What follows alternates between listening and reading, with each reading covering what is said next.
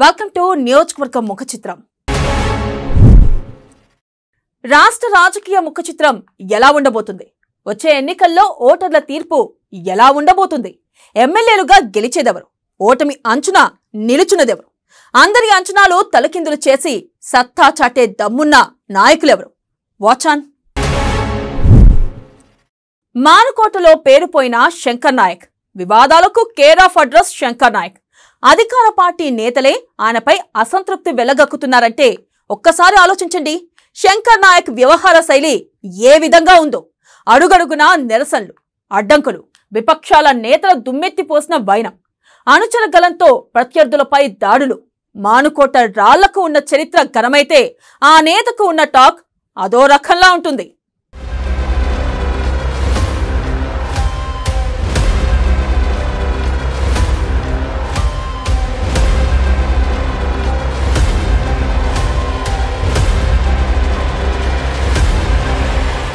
Manukota assembly ఏర్పడింది. 1952లో కూడా assembly MLA స్థానాన్ని కూడా సంపాదించుకుంది. అప్పటి నుంచి జనార్దన్ రెడ్డి కూడా ఇక్కడి మానుకోటను 5 సార్లు ఎమ్మెల్యేగా గెలిచిన పరిస్థితి అయితే కనపడతా ఉంది. మానుకోటకు 2014లో కూడా అప్పటి టీఆర్ఎస్ కూడా ఇప్పుడు తెలంగాణ రాష్ట్రం ఏర్పడ్డ అప్పటి నుంచి కూడా ఇది మానుకోట మహబూబాద్ జిల్లాగా కేంద్రంగా కూడా ఏర్పడ్డ పరిస్థితి అయితే కనపడతా ఉంది. 2014 నుంచి ఇప్పటి వరకు కూడా ప్రస్తుతం బానోతు శంకర్ నాయక్ కూడా సిట్టింగ్ ఎమ్మెల్యే శంకర్ నాయక్ కూడా కొనసాగుతున్న పరిస్థితి అయితే కనపడతా ఉంది. ఇక్కడ మానుకోటలో 3 ప్రధాన పార్టీలు బీజేపీ, కాంగ్రెస్, బీఆర్ఎస్ కూడా ప్రధాన పార్టీలుగా పోటీ పడతా ఉన్న నేపథ్యం కనపడతా ఉంది. అట్లాగే కమ్యూనిస్టులకు కంచుకోటగా ఉన్న మానుకోట కూడా ఇక్కడ కమ్యూనిస్టులు కూడా అంటే ఉన్న పరిస్థితి అయితే కనపడతా ఉంది. వారు కూడా నిలబడే పరిస్థితి అయితే కనపడతా ఉంది. 2024లో వచ్చే ఎన్నికల్లో ఎవరికి పట్టం కట్టబోతున్నారు ఈ మానుకోట ప్రజలు తెలుసుకునే ప్రయత్నం చేద్దాం. మానుకోట నియోజకవర్గంలో సిట్టింగ్ ఎమ్మెల్యే శంకర్ నాయక్ గెలుపు లాంఛనమేనా? అసలు శంకర్ నాయక్ టికెట్ వచ్చేనా? మానుకోటలో 4 ముక్కలాట, బీఆర్ఎస్ ను ఢీకొట్టే సామర్థ్యం కాంగ్రెస్ కి లేదా? బీఆర్ఎస్ కుమ్ములాటలో మహబూబాబాద్ లో కాంగ్రెస్ జెండా ఎగరబోతోందా? బీజేపీకి పట్టం కట్టబోతుందా? నియోజకవర్గ ఓటర్లంతా ఎవరికి అండగా నిలుస్తారు?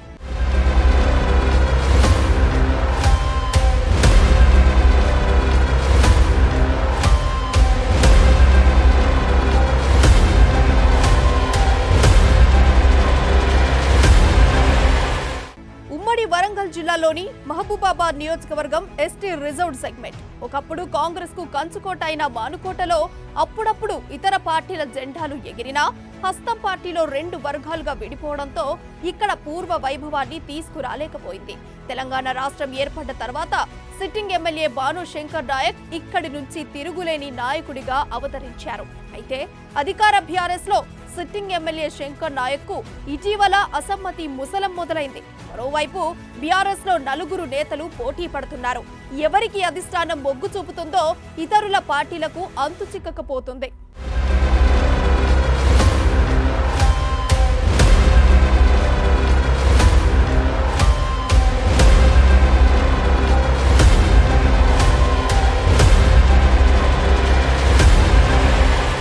మానుకోట మహబూబాబాద్ నియోజకవర్గంగా 1952లో ఏర్పాటైంది. నియోజకవర్గం నుంచి ప్రాతినిధ్యం వహించిన వారిలో ప్రముఖుల పేర్లను ప్రస్తావించాల్సి వస్తే జెన్నారెడ్డి జనార్దన్ రెడ్డి 5 సార్లు ఎమ్మెల్యేగా గెలుపొందారు.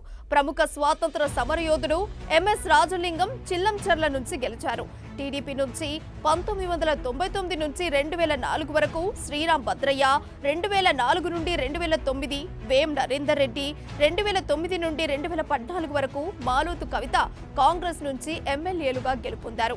తెలంగాణ రాష్ట్రం ఏర్పడ్డాక 2014 నుండి 2 పర్యాయాలు బాను శంకర్ నాయక్ ఎమ్మెల్యేగా విజయ ఢంకా మోగించారు.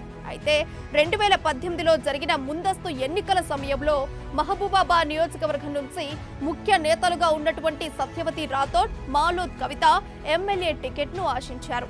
కానీ పార్టీ అధిష్టానం శంకర్ నాయకే బీఫామ్ ఇవ్వడంతో ఈ ముఖ్య నేతలను సంతృప్తి పరచడం సమస్యగా మారింది. దీంతో టికెట్ ఆశించినటువంటి సత్యవతి రాథోడ్కు ఎమ్మెల్సీని చేసి గిరిజన సంక్షేమ శాఖ మంత్రిని చేయగా మాలోద్ కవితను ఎంపీ చేశారు. అటు తెలంగాణ ఉద్యమకారుడు తక్కెళ్లపల్లి రవీందర్ రావును ఎమ్మెల్సీని చేశారు.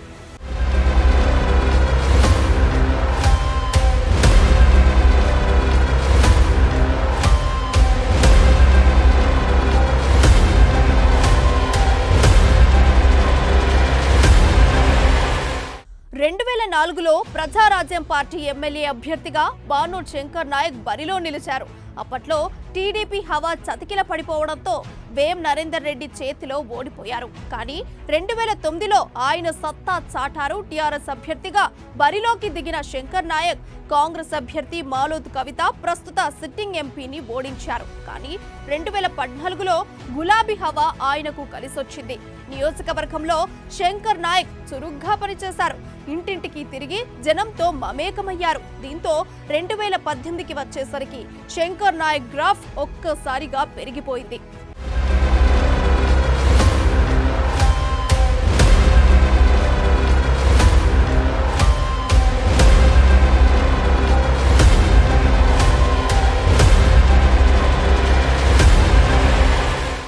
రానున్న 2024 సార్వత్రిక ఎన్నికల్లో సైతం అధికార పార్టీ నుంచి ఈ నలుగురే టికెట్ ఆశిస్తున్నారు. ప్రస్తుతం ఎమ్మెల్యేగా కొనసాగుతున్న బానోత్ శంకర్ నాయక్ 2 పర్యాయాలు గెలుపొందినా నియోజకవర్గంలో వివాదాలకు కేర్ ఆఫ్ గానే మారారనే ఆరోపణలున్నాయి. దీంతో మానుకోటలో కారు జోరును మిస్ చేసుకోకుండా ఉండేందుకు సత్యవతి రాథోడ్, మాలోద్ కవిత, తక్కెళ్లపల్లి రవీందర్ రావు ప్లాన్ చేస్తున్నారని తెలుస్తోంది. 2024 అసెంబ్లీ ఎన్నికల్లో మానుకోట అభ్యర్థిగా మహబూబాబాద్ జిల్లా అధ్యక్షురాలుగా ఉన్న ఎంపీ కవిత మానుకోట అభ్యర్థిగా చాప కింద నీరులా పోటీ పడుతున్నారట. ఎమ్మెల్సీగా ఉన్న తక్కెళ్లపల్లి రవీంద్రరావు తెలంగాణ ఉద్యమంలో పాల్గొని తనతో పాటు ఉద్యమకారులను ఏకం చేస్తున్నారని తెలుస్తోంది.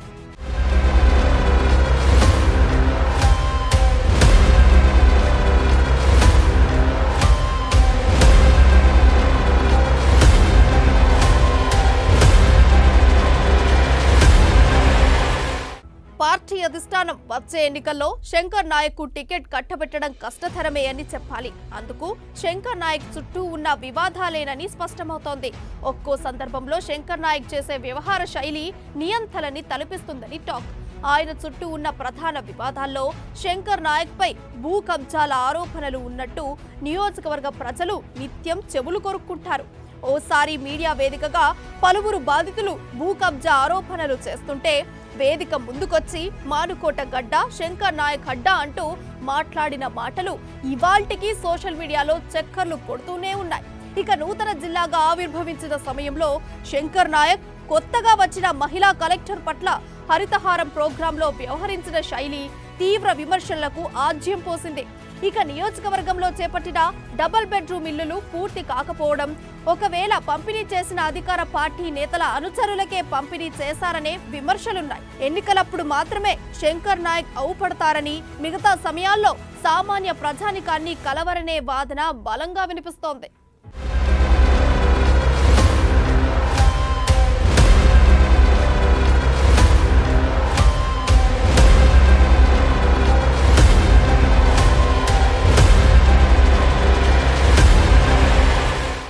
ఇక కొత్తగా ఏర్పడిన జిల్లాలో కేసముద్రం మండలాన్ని మున్సిపాలిటీగా చేస్తామని 2014 ఎన్నికల నాటి చెప్పడమే కానీ ఆ దిశగా చర్యలు తీసుకుంది లేదు. దేశానికే పసుపును అందించే జాతీయ మార్కెట్లలో కేసముద్రం 2వ స్థానంలో ఉంది. కేసముద్రం మండలం జిల్లాలోనే వెనుకబడిన మండలంగా చెప్పవచ్చు.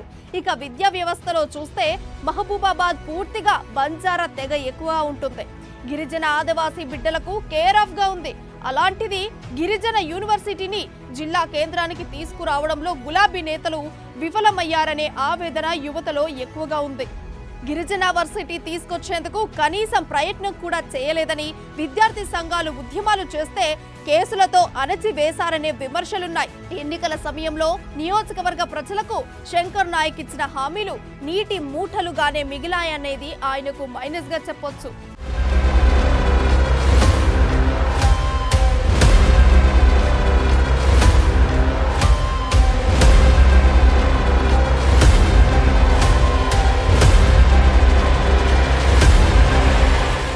ఈ వివాదాలన్నింటినీ దృష్టిలో పెట్టుకున్న అధికార పార్టీ నేతలే శంకర్ నాయక్ పై తిరుగుబాటు చేస్తున్నారు. శంకర్ నాయకే టికెట్ ఇస్తే గులాబీ జెండాకు ఓటమి తప్పదని భావిస్తున్నారు. శంకర్ నాయక్ కాకుండా టికెట్ మరో వ్యక్తికి ఇవ్వాలని, అందుకు పార్టీ నేతలమంతా ఉమ్మడిగా బీఆర్ఎస్ అధిష్టానానికి రెఫరెండం ఇవ్వాలని ఈ మధ్య కాలంలో నిర్ణయించాయి. అటు అధికార పార్టీ నేతల నుంచి కూడా విమర్శలు వెలువడటంతో శంకర్ నాయక్ డైలమాలో పడ్డారని తెలుస్తోంది.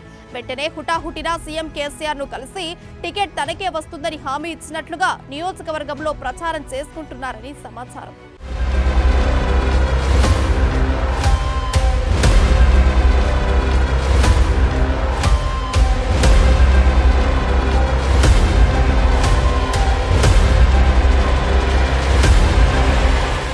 శంకర్ నాయక్ పై వచ్చిన విమర్శలను, ఆరోపణలను విపక్ష పార్టీలు లబ్ధి చేసుకోవాలని చూస్తున్నాయి. అధికార పార్టీలో సిట్టింగ్ టికెట్ వస్తే శంకర్ నాయక్ పోటీలో ఉంటారు. అలా కాదని పార్టీ అధిష్టానం భావిస్తే సత్యవతి రాథోడ్, మాలోద్ కవిత పోటీలు ఉంటారు. విపక్షం వైపు ప్రధాన పార్టీలు అన్ని పోటీలో నిలుస్తాయి. మానుకోట నియోజకవర్గంలో కాంగ్రెస్ పార్టీకి సానుకూల అంశాలున్నాయి. కానీ ఇక్కడి కాంగ్రెస్ లో మూడు ముక్కలాట కొనసాగుతుంది. రాహుల్ గాంధీకి అత్యంత సన్నిహితంగా ఉంటున్న భెల్యా నాయక్, మాజీ మంత్రి బలరాం నాయక్, మురళీ నాయక్ టికెట్ ఆశిస్తున్నారు. వీరిలో ఒకరు మానుకోట బరిలో నిలవనున్నారు. అయితే వీరి ముగ్గురి మధ్య ఆధిపత్య పోరు కొనసాగుతోంది. రెండు వర్గాలుగా చీలిపోయిన కాంగ్రెస్ లో భరత్ చందర్ రెడ్డి రూట్ వేరు. ఇటీవలే టీపీసీసీ చీఫ్ రేవంత్ రెడ్డి పాదయాత్ర మానుకోట మీదుగా కొనసాగిన రోజు హస్తం నేతలకు గట్టి సూచనలు చేసినట్టు సమాచారం. పార్టీ అధిష్టానం నిర్ణయమే నడుచుకోవాలని, వ్యక్తిగత ఇమేజ్లు పక్కకు పెట్టాలని రేవంత్ కాంగ్రెస్ నేతలకు స్ట్రాంగ్ గానే చెప్పారట.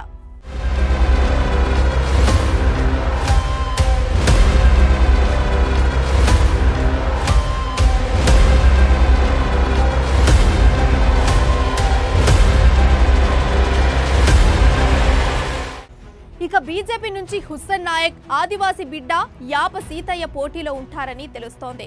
ఎస్టీ కేటగిరీ నుంచి బీజేపీలో వీరిద్దరే కీలక నేతలుగా ఉన్నారు. బీజేపీ గిరిజన మోర్చా రాష్ట్ర అధ్యక్షుడిగా హుస్సేన్ నాయక్, ఆదివాసీ నాయకుడిగా యాప సీతయ్య మానుకోట నియోజకవర్గం నుంచి బరిలో ఉండనున్నారు. బీజేపీ అధిష్టానం వీరిలో ఒకరికి టికెట్ ఇచ్చే అవకాశాలున్నాయి. హుస్సేన్ నాయక్ ఇప్పటికే అధికార పార్టీ వైఫల్యాలను ఎండగట్టడంతో ముందున్నారు. విపక్ష నేతగా ఆయన శంకర్ నాయక్ ఆగడాలను సూటిగా విమర్శించారు. అటు రాష్ట్ర నేతలతో కూడా సన్నిహిత సంబంధాలున్నాయి.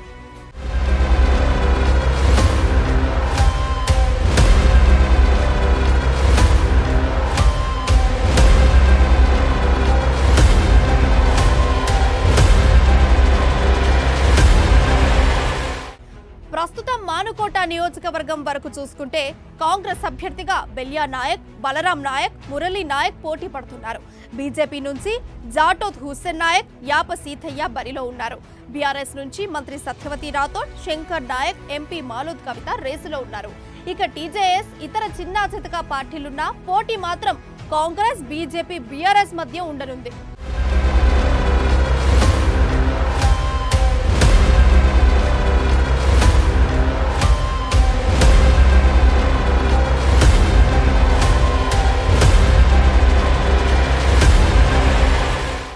మహబూబాబాద్ నియోజకవర్గంలో ఉన్న సమీకరణాలను బట్టి చూస్తే గెలుపు ఎవరిది?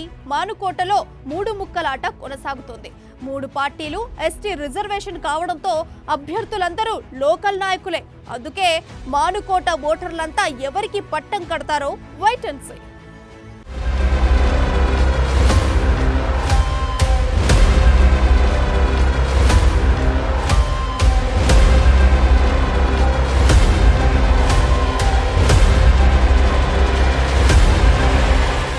చూశారు కదా మానుకోట పరిస్థితి. ఇక్కడ మొత్తానికి ప్రధాన పార్టీలుగా కొనసాగుతున్న బీఆర్ఎస్, కాంగ్రెస్, బీజేపీ కూడా ప్రధానంగా పోటీ పడుతున్న పరిస్థితి అయితే కనబడుతుంది. సిట్టింగ్ ఎమ్మెల్యే బానోత్ శంకర్ నాయక్ కూడా నాకే అంటే నాకే కావాలని చెప్పి కూడా ఆ బీఆర్ఎస్ అధిష్టానంతో కూడా పోటీ కొట్లాడుతున్న పరిస్థితి అయితే కనబడుతుంది. కానీ అతనికి మాత్రం నిరసన సెగతో కూడా ఉన్నాడని చెప్పి కూడా బీఆర్ఎస్ అధిష్టానం మాత్రం ఆలోచించినట్టు కూడా తెలుస్తూ ఉంది. మొత్తానికైతే ఇక్కడ మానుకోట ప్రజలు మాత్రము ఎవరికి పట్టం కట్టనున్నారు వేసి చూడాల్సిన పరిస్థితి అయితే కనబడతా ఉంది. మొత్తానికైతే ఇక్కడ మానుకోటలో బీఆర్ఎస్తో పాటు కూడా కాంగ్రెస్ బీజేపీ పార్టీలు కూడా ప్రధానంగా త్రిముఖ పోటీ ఉంటుందని చెప్పుకోవచ్చు. మొత్తానికైతే బీఆర్ఎస్లో కూడా శంకర్ నాయక్తో పాటు తక్కలపల్లి రవీందర్రావు కూడా పోటీ పడుతున్న నేపథ్యం కనబడతా ఉంది. ఇదే మానుకోట పైన కూడా మంత్రి సత్యవతి రాథోడ్ కూడా ఆమె కూడా టికెట్ ఆశిస్తున్నట్టు కూడా అట్లాగే మానుకోట జిల్లా అధ్యక్షుడిగా బీఆర్ఎస్ అధ్యక్షురాలుగా కొనసాగుతున్న ప్రస్తుతం ఎంపీ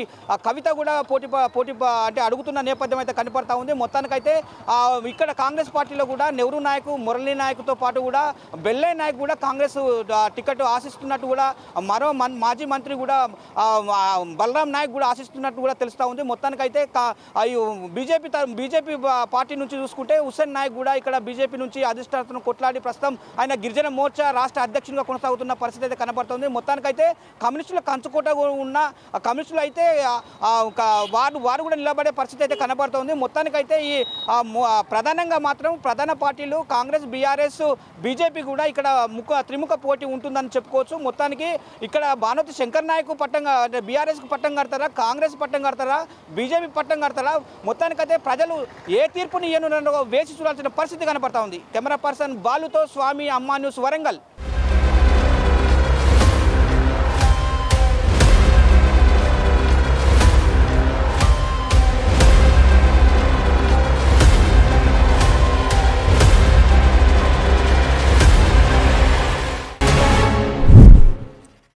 మెదక్ నియోజకవర్గం కారులో లోడ్ ఎక్కువైందా? బీఆర్ఎస్ కు సొంత పార్టీ నేతలే షాక్ ఇవ్వనున్నారా? ఇంటర్నల్ ఫైట్ గులాబీని పరేషాన్ చేస్తుందా? ఈ కుమ్ములాటలే కాంగ్రెస్ కు వరంగా మారనున్నాయా? ఎవరికి టికెట్ ఇచ్చినా గెలిపించుకొస్తామని హస్త నేతలు బల్లగుద్ది ఎలా చెప్పగలుగుతున్నారు? ఒకప్పటి కాంగ్రెస్ కంచుకోట ఇప్పుడు పూర్వ వైభవం సాధించేసిందా అన్న దానిపై డీటెయిల్డ్ స్టోరీ.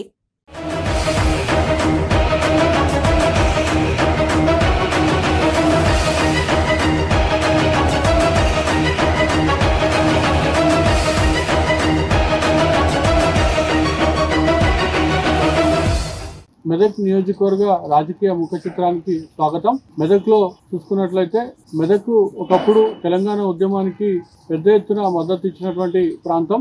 అప్పటి ఎమ్మెల్యే, ప్రస్తుత సిట్టింగ్ ఎమ్మెల్యే పద్మా దేవేందర్ రెడ్డి నాయకత్వంలో మెదక్లో అనేక తెలంగాణ ఉద్యమ పోరాటాలు జరిగాయి. తెలంగాణ రాష్ట్రం ఏర్పడ్డాక మెదక్లో పెద్ద ఎత్తున అభివృద్ధి పనులు చేపట్టామని చెప్పి ఎమ్మెల్యే పద్మా దేవేందర్ రెడ్డి చెప్తా ఉన్నారు. అయితే మెదక్ నియోజకవర్గంలో చూసుకున్నట్లయితే ఇక్కడ విద్యా ఉపాధి అవకాశాలు కొంతమేర పెరిగినప్పటికీ తెలంగాణ రాష్ట్రం ఏర్పడ్డాక ప్రస్తుతం మాత్రం అసెంబ్లీ ఎన్నికల్లో సిట్టింగ్ ఎమ్మెల్యే ఉన్నటువంటి పద్మా దేవేందర్ రెడ్డికి టికెట్ కోసం సొంత పార్టీలోనే పోరు ఎక్కువైందని చెప్పి కూడా భావించవచ్చు. ఎందుకంటే మెదక్ టీఆర్ఎస్ టికెట్ ను ఆశిస్తున్నటువంటి అభ్యర్థుల జాబితా పెరుగుతా ఉంది. సొంత పార్టీలోనే ఎమ్మెల్యే పద్మా దేవేందర్ రెడ్డికి పెద్ద ఎత్తున టికెట్ పోటీ ఉంటుంది. గతంలో మహాకూటమి నుంచి మెదక్ అసెంబ్లీ స్థానానికి ఎన్నికైనటువంటి ప్రస్తుత మల్కాజ్గిరి ఎమ్మెల్యే మైనంపల్లి హనుమంతరావు తనయుడు మైనంపల్లి రోహిత్ మెదక్ నియోజకవర్గంలో పర్యటిస్తున్నారు. సంక్షేమ పథకాల పేరుతో కానివ్వండి, లేదంటే సొంత నిధులతో ఆయన పలు సంక్షేమ కార్యక్రమాలు చేపడుతూ ఉన్నారు. ట్రస్ట్ ద్వారా సేవా కార్యక్రమాలు చేస్తూ ప్రజల్లో ఉంటున్నారు. మరోవైపు కేసీఆర్ కు రాజకీయ సలహాదారుగా ఉన్నటువంటి ఎమ్మెల్సీ శేరు సుభాష్ రెడ్డి కూడా ఈసారి తనకు టికెట్ పక్కా అని చెప్పి కూడా ఆయన కొన్ని మండలాలను ఎంచుకొని ఆయన కూడా పర్యటిస్తున్నటువంటి పరిస్థితి ఉంది. కాంగ్రెస్ లో చూసుకున్నట్లయితే కాంగ్రెస్ పార్టీకి అభ్యర్థుల కొరత ఒక మేర పెద్ద ఎత్తున దెబ్బతీసే అవకాశాలు ఉన్నాయని చెప్పి కూడా చెప్పవచ్చు. ఎందుకంటే ఇక్కడ ఉన్నటువంటి నాయకుల్లో 2-3 ఎమ్మెల్యే టికెట్ ఆశిస్తున్నప్పటికీ కూడా రాజకీయంగా కానివ్వండి, ఆర్థికంగా కూడా పెద్ద ఎత్తున బలం చేకూరాల్సిన అవసరం ఉందని చెప్పవచ్చు. మరోవైపు బీజేపీ కూడా అంత పెద్ద ఎత్తున ప్రభావం చూపలేని పరిస్థితి ఉందని చెప్పి కూడా రాజకీయ విశ్లేషకులు చెప్తా ఉన్నారు. ఇక్కడ మెదక్ నియోజకవర్గంలో ఉన్నటువంటి ఓటర్ల మనోగతం ఏ విధంగా ఉందో తెలుసుకునే ప్రయత్నం చేద్దాం. మెదక్ అసెంబ్లీ నియోజకవర్గం పద్మా దేవేందర్ రెడ్డి ఇక్కడ సిట్టింగ్ ఎమ్మెల్యేగా ఉన్నారు. 2014లో ఇక్కడ నుంచి గెలిచిన ఆమె డిప్యూటీ స్పీకర్ గా వ్యవహరించారు. 2018లోనూ ఆమెదే పైచేయుంది. వరుసగా రెండోసారి ఆమె విజయం సాధించారు. కానీ మూడోసారి ఆమెకు బ్రేకులు పడడం ఖాయమని ప్రచారం జరుగుతోంది. ఎందుకంటే ఇప్పటిదాకా నియోజకవర్గ చరిత్రను పరిశీలిస్తే వరుసగా 2 సార్లు ఎమ్మెల్యేగా గెలిచిన నేతలెవ్వరూ మూడోసారి గెలవలేదు. ఆ సెంటిమెంటును బట్టి పద్మా దేవేందర్ రెడ్డి మూడోసారి గెలవడం దాదాపు అసాధ్యమనే మాట బలంగా వినిపిస్తుంది.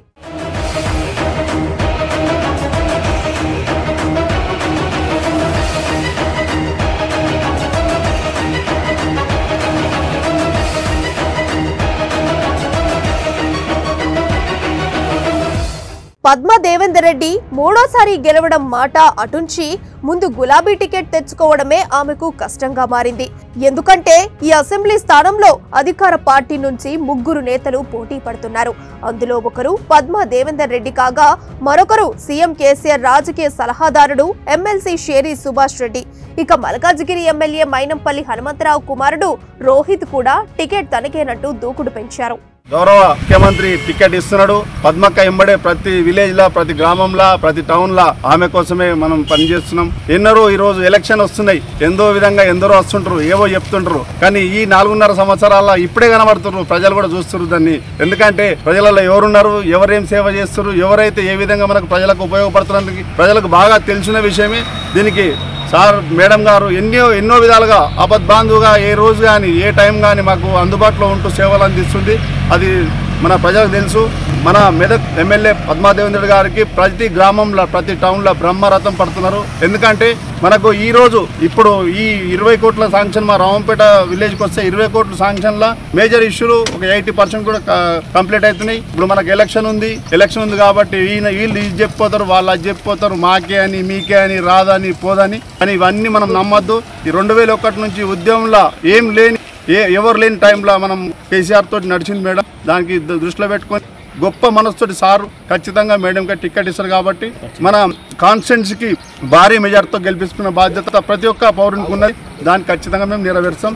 జై పద్మక్క. సిట్టింగ్ ఎమ్మెల్యే అయినప్పటికీ పద్మా దేవేందర్ రెడ్డికి ప్రత్యర్థి పార్టీల కంటే సొంత పార్టీ నుంచే పోరు ఎక్కువైందని చెప్పాలి. ఆమెకు ఈసారి టికెట్ దక్కడం కష్టమేనని జోరుగా ప్రచారం జరుగుతోంది. ఎందుకంటే ఆమె స్థానికంగా ప్రజలకు అందుబాటులో ఉండడం లేదన్న విమర్శలున్నాయి.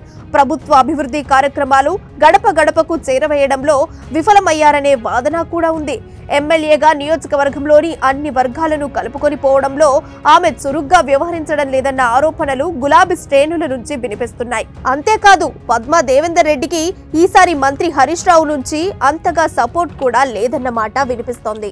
తెలంగాణ రాష్ట్రంలో మెదక్ జిల్లాలో మెదక్ నియోజకవర్గంకి ప్రాతినిధ్యం వహిస్తున్నటువంటి ఎమ్మెల్యే పద్మా దేవేందర్ రెడ్డి గారు ఈ రోజు అభివృద్ధి విషయంలో పూర్తిగా ఫెయిల్ అయ్యారని చెప్పేసి ప్రజల ద్వారా తెలుస్తా ఉన్నది.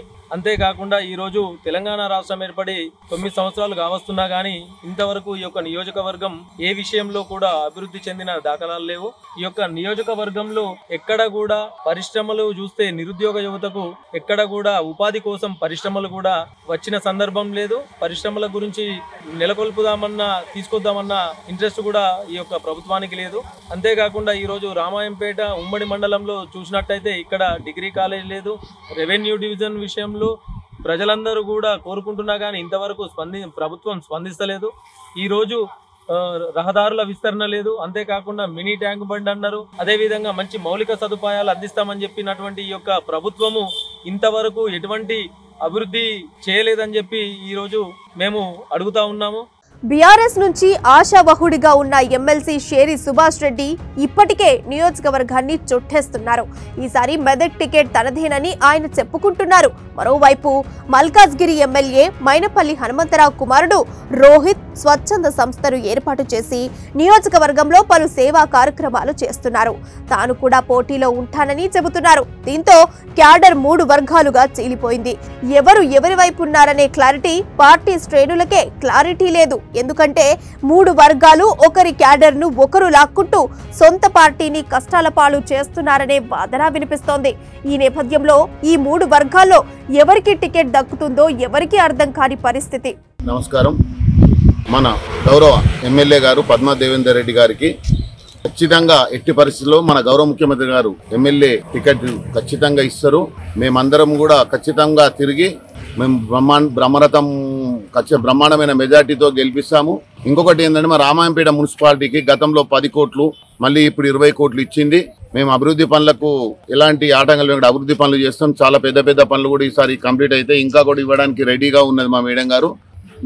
నెల రోజుల నుంచి మాకు కావాలి టికెట్, మాకే టికెట్ వస్తుందని చెప్పుకుంటూ ప్రజలకు చెప్పుకుంటూ డబ్బులు ఖర్చు పెట్టుకుంటూ వచ్చి ఎప్పుడూ పార్టీకి సేవ చేయని వాళ్ళు ఇవాళ వచ్చి మాకు టికెట్ వస్తుంది, మేము మాకు ఖచ్చితంగా మా ఎంబడి రావాలి అని చెప్పి డబ్బులు ఎరచూపుకుంటూ అవన్నీ చేస్తున్నారు. కానీ ఎట్టి పరిస్థితుల్లో టికెట్ వచ్చేది మా పద్మా మేడం గారికి.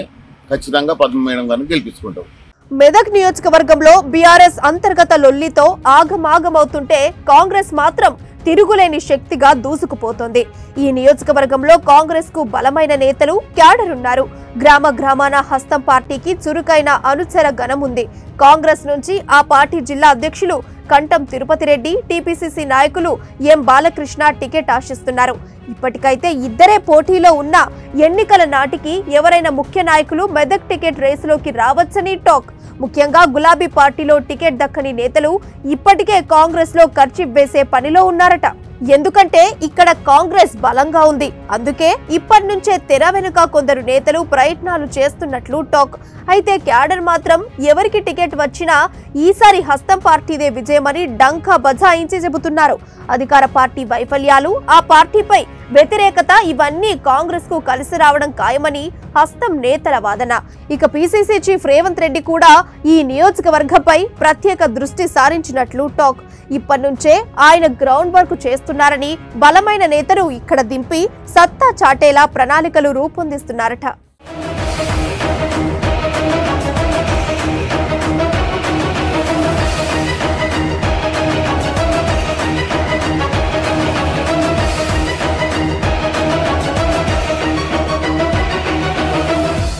మెదక్ నియోజకవర్గం ఇప్పుడు గులాబీ కంటే హస్తం వైపే మొగ్గు చూపుతోందని తాజా సర్వేలు కూడా చెబుతున్నాయి. ఇటీవల అధికార పార్టీ చేసిన సర్వేలో కాంగ్రెస్ అంచనాలకు మించి ప్రజాదరణ ఉన్నట్లు తేలిందట.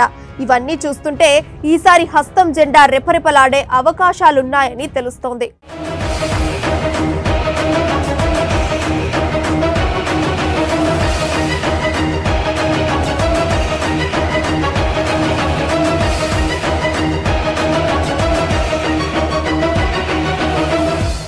మెదక్ నియోజకవర్గంలో బీజేపీకి పెద్దగా బలం లేదు. అయినప్పటికీ బీజేపీ నుండి టికెట్ ఆశిస్తున్న వారిలో నందు జనార్దన్, తాళ్లపల్లి రాజశేఖర్, జిల్లా అధ్యక్షుడు గడ్డం శ్రీను, కరుణం పరిణితి ఉన్నారు. దీంతో బీజేపీలో అప్పుడే 4 వర్గాలు ఏర్పడ్డాయి. పార్టీ పిలుపు మేరకు నిర్వహించే కార్యక్రమాలు ఎవరికి వారు నిర్వహిస్తూ క్యాడర్ను కన్ఫ్యూజ్ చేస్తున్నారని సొంత పార్టీ నేతలే ఆ 4గురిపై మండిపడుతున్నారు. కాంగ్రెస్, బీఆర్ఎస్, బీజేపీని మినహాయిస్తే బీఎస్పీ, సిపిఐ, సిపిఎం లాంటి పార్టీలకు ఇక్కడ ఉనికి లేదనే చెప్పాలి.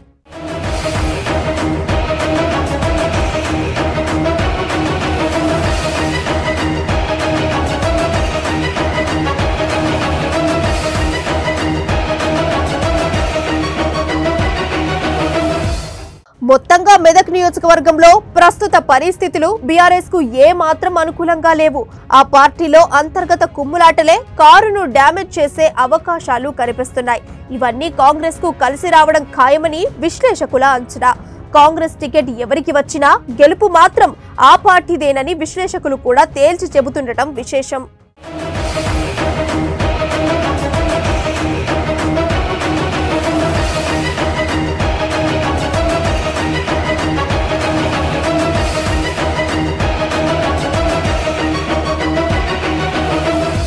చూశారు కదా, మెదక్ నియోజకవర్గ ఓటర్ల అభిప్రాయం ఈ విధంగా ఉంది.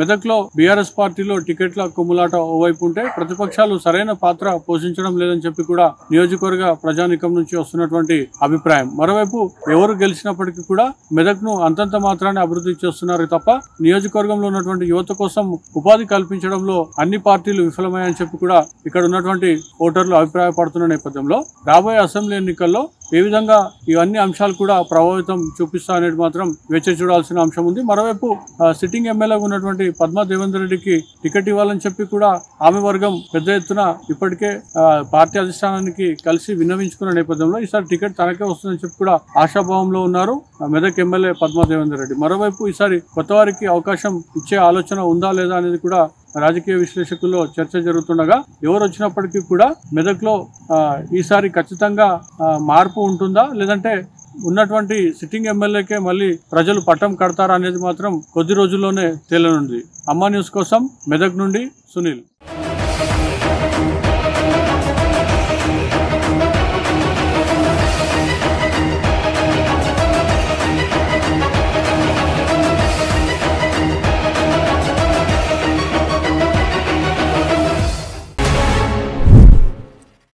ఇది వాటి నియోజకవర్గ ముఖ చిత్రం. మరో ఎపిసోడ్ తో మళ్ళీ కలుసుకుందాం. కీప్ వాచింగ్ అమ్మా న్యూస్.